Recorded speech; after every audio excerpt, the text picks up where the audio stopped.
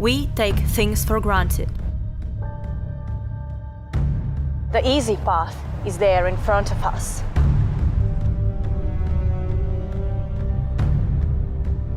But easy doesn't mean better. How we live isn't sustainable. We have to change. And there are people already making a difference. Engineers, Designers. Creatives. Innovators. big things. Small things. Everyday things. Things for the future. It doesn't matter what, as long as it helps. We want to find out what. Why? Because if more of us know, Then more of us will get involved. And more of us will make a difference. Are you worried about the planet? Worried about how we reduce our impact. Worried about what we see happening around us? Would you like to help discover What people all over the world are doing about it. And tell their stories. And become a voice for change?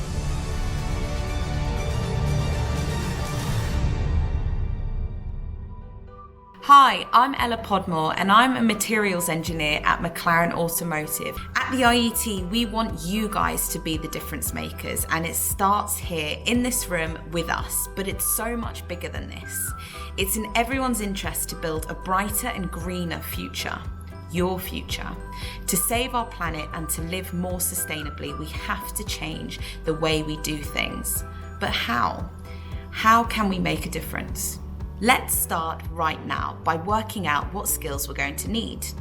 I bet we already have quite a lot of them here in this room. Let's see, I'm going to read out some words really fast, and while I do that, can you count up how many think that sound like you? Creative, team player, maths whiz, patient, leader, good with people, future entrepreneur, determined, eco-warrior, curious, problem solver, sciencey, resilient, good communicator, logical, results-orientated, techie, thoughtful, practical, invented. Did any of these ring a bell? Believe it or not, all of these types of people can make fantastic engineers. It's not all about maths and science. Those are the tools that are going to make the engineers use to come up with their solutions, but also some of these skills are just as important as those maths and sciences. They use these skills to come up with new ideas and make things happen. So hang on to those qualities in your mind for now, because you'll need them when you make your difference in the world really soon. So now time for a quick quiz. In that video, we saw wind turbines, and these generate clean electricity. However, it's easy to forget that our devices, our phones, our consoles still use that energy, and all those selfies on Instagram are still going to be stored somewhere. So what do you think these giant centers of digital data storage look like? That's right, they chuck out black smoke for all of us to absorb. Gross. So here is a quick quiz about how our online life affects the environment. The energy needed to stream the song Despacito in 2017 was about the same energy needed to power how many African countries in the same year? 1, 2, or 4? 4. It was about the same as all of Chad, Guinea-Bissau, Sierra Leone, and Central African Republic combined.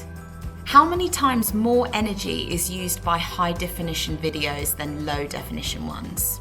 Twice, 3.5, or 4 times? The answer is 4 times. If you binge the whole series of Peaky Blinders, the emissions you generated will be the same as a car journey of how many miles? 4, 35, or 86 miles? The answer is 86 miles, which is practically like driving from Birmingham to Manchester. So here are some make a difference top tips. Why not consider watching some videos in low definition rather than high definition? When watching videos, try streaming them over Wi-Fi rather than 3 or 4G. You'll use up to 4 times less energy by doing so. Or why not just give up TikTok? I'm kidding, that's way too serious. So, we all know that one of the biggest issues the planet is facing today is climate change. But whose responsibility is it to tackle? We have this video now with some statistics from our latest IET survey. Watch carefully and see how many of the figures and numbers you can remember.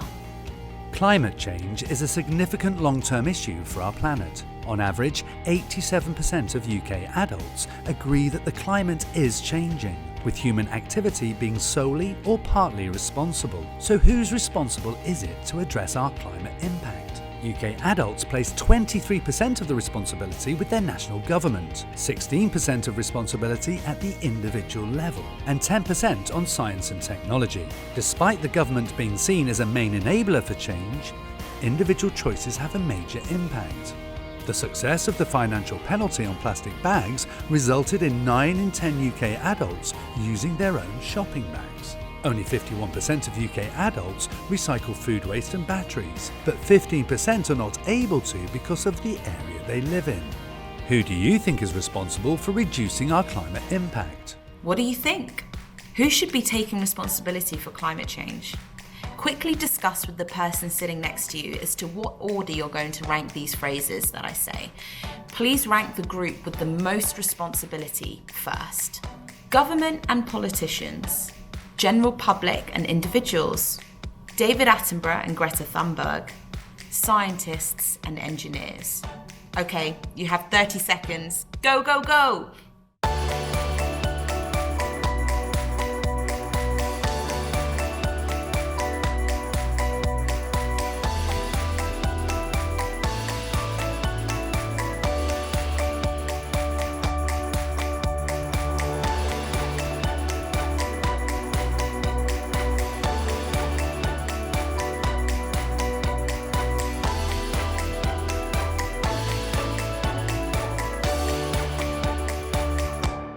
As you can imagine, there's not really a right or wrong answer here. All of these people are going to be just as important as each other to be solving these problems. Government and politicians can do things like passing laws and creating rules that everyone has to follow. They can make agreements with other countries to make sure things get done on a global scale. We all know what we can do as individuals, things like using less plastic, recycling more, switching off lights and walking to school instead of getting a lift. Small things, but they all help. As for Greta and David, we know they have really brought these issues to people's attention. Celebrity influencers can be really helpful, but we can't leave it all up to them. Scientists and engineers are also in a great position to help us get us out of our climate crisis. They can let imaginations run wild and come up with brand new innovations and solutions to the problems we face. Materials engineers like me might work on new materials on them more eco-friendly or produce less weight. I spend a lot of my time at McLaren investigating the use of strong but lightweight materials on our supercars, because the less mass an object has, the less energy that is required to move, steer or stop it, which means not only can it be more fun to drive, but also it's more efficient. Others do things like looking for new ways on generating energy to power your gaming and social media activity, or coming up with inventions to protect sea creatures from plastic waste in our oceans. We've all heard about the damaging effects of plastic on the planet, but what is actually being done to tackle that problem? Do we use too much plastic? Plastic is everywhere and is crucial for preserving food and preventing waste. We are very reliant on plastic, but much of it isn't recyclable. Microplastics are now present in our ecosystem and damaging vital resources, turning up in our food and drink and possibly harming our health. But what is being done about it? Engineers are playing a crucial role in reformulating plastics, making essential plastics biodegradable and easier to recycle. They are also redesigning packaging to reduce and eliminate unnecessary plastics. But we can all help by thinking more about the type of plastics we use, helping to safeguard our vital food and water resources. So, what do you think? Hands up if you think we do use too much plastic.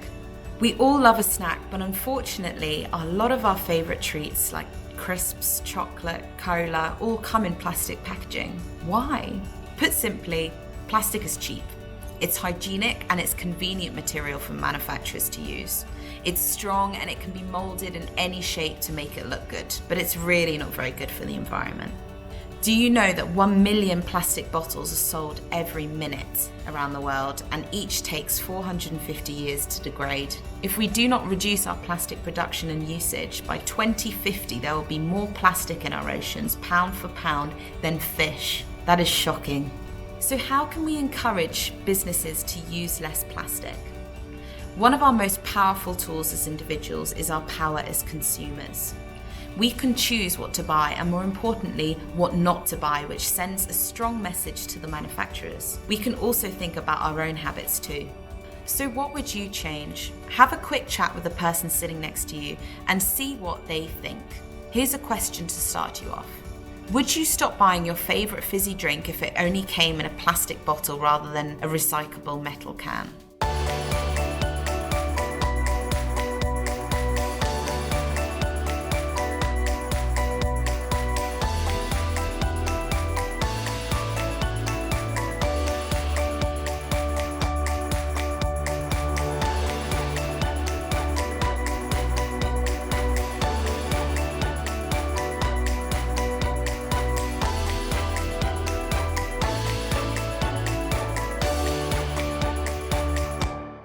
Top make a difference tip. Invest in a reusable, leak-free water bottle. So what are engineers doing about the problem of plastic pollution? They are developing loads of new packaging materials using fully recyclable natural materials, inventing clever ways of capturing plastic from the ocean, and much more. Here's a question for you. Which of these ingredients is used in new biodegradable, eco-friendly packaging? Seaweed, mushrooms, bamboo, sugarcane, shrimp shells? The answer is all of them. There's even a new edible water bottle made out of seaweed. I don't think that will taste like it though. Now on to the next important challenge. By 2050, there could be 2 billion more mouths to feed on the planet, posing the question, are we going to run out of food? There could be over 2 billion more people on the planet by 2050. That's a lot more mouths to feed. If farming productivity doesn't increase, there could be a major global food shortage. Technology is already helping to tackle this issue. Autonomous systems are taking on some routine tasks, like milking, delivering feed, and processing manure. Drones are being used to manage crops, soil, and irrigation. And precision sensors can give real-time data on the health of livestock. There is no easy solution to increasing food supply. But Agritech is working hard to ensure there will be enough for the future. Did you notice the technology that's already being used to tackle this issue? What do you think? Are we going to run out of food? The answer is, if engineers and scientists have anything to do with it, we won't. But we need to keep everyone on the planet fed, so we need to tackle all aspects of this challenge. We need to make sure that the food production is as efficient as it can be. So we use less of our natural resources, being that water and land, to produce more food, but we also need to cut down on the food wastage. How much of all the food we produce here in the UK do you think goes to waste? Is it a tenth, a quarter, or a third? Yes, it's a third. A third of all of our food that we produce in the UK goes to waste, and that is enough to feed a small country. It must be all those sprouts that we're leaving over Christmas. Engineers are working really hard on all of these problems. They are developing clever robots to monitor crops and make sure that they are kept in top condition. They are also helping dairy cows have better lives through automated milking methods, which let the cows decide whether they want to be milked or not, and also monitors their health at the same time. And they're coming up with clever usages for leftover food to combat that waste problem, even using it to make electricity. How cool is that? Top make a difference tip: don't waste food. Yes, even if that means you have to eat an extra sprout at Christmas. Also, check where your food is coming from and try to choose food that's produced locally nearer to you. It will cut down your carbon footprint. You can also try growing it yourself. We know from our surveys that many young people hope to find a career that helps the environment. But a lack of understanding about these jobs could stop them from getting there. Around the world, young people are sounding the alarm on climate change and environmental issues. And over 2/3 of young people really want to work in a green job. The problem is they don't know what careers are out there. So I've teamed up with the IET to help show you what careers are out there in the world of science, technology, engineering and maths that are really helping to preserve the environment. Ludovic, hi, it's great to meet you. Hi Lindsay, how are you? I'm really good. Now I can see from your background there a little bit about what your job is, but can you explain to me your job title? Of course.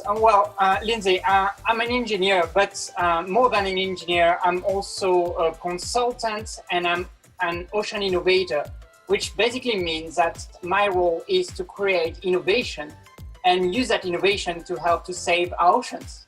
Okay, I'm going to stop you there. I don't actually know what that means. Maybe these guys can help. I think an ocean geographer does maps of the ocean. Somebody wants to know more about sea animals. They do lots of diving. Write stuff about the ocean. Someone who goes down into the ocean and takes photos for scientific research. We look out at the sea and on the boat and they save animals. So if we're really breaking down what exactly your job is, how would you describe it? I mean, what do you do day to day? I do a lot of engineering consultancy work, which involves very simple things such as creating new designs for environmental monitoring. So that involves all the technology sensors that you can integrate in order to monitor the environment and help to understand what is happening with the world. And Ludwig, do you remember what age you were when you first heard about this job? Well, this job, I've created it myself. So there was no job advertisement, and most of the time you will notice that the job advertisement people give you is not the job you're going to do. And that's what happened for me. There was no job which was matching what I wanted to do, so I decided to create it. And that's why I got the chance to touch about a very different range of technology, and I get to work with amazing people. So to anyone watching this thinking, basically, I want to be Ludovic, I want to have his job, I want to do something exactly like that, what would be your 3 top tips? Very interesting question, Lindsay. I would say there are 3 things which are very important for this role. The first one is to be patient. There are a lot of success which can come along, but it takes a long time. The second one is going to be to actually challenge yourself. Every day is going to be a lot of new learning, and there is going to be new things to learn about this job, and you need to very much adapt. And the third one is to understand your environment, so the community, and see how people need help and how you can help them at the best. Ludwig, thank you so much. It's been so great talking to you, and I actually feel like I understand a little bit about what your job is and what you do. That's fantastic, Lindsay. Thank you very much. Do you know what? It's amazing to think that we can use science, technology, engineering and maths to end up in jobs that actually make a difference and help save the planet. So go on, why not turn your passion for the environment into a career? For more info, head to the link below. There's actually a whole range of green jobs that you might not have ever heard of, such as oceanographer, geoscientist, clean car engineer, hydrologist, to name a few. And new jobs are being created all the time, so who knows what your job could look like in 10 years' time. One thing we do know though is that we're definitely going to need a lot more creative engineers working on all these challenges. Could you be one of them? You can find out more about getting into engineering by going to the IET page on the Big Bang website and clicking on our careers section there. So remember, there are loads of ways you can help make the planet more sustainable. It doesn't matter how big or how small. Just be that difference maker.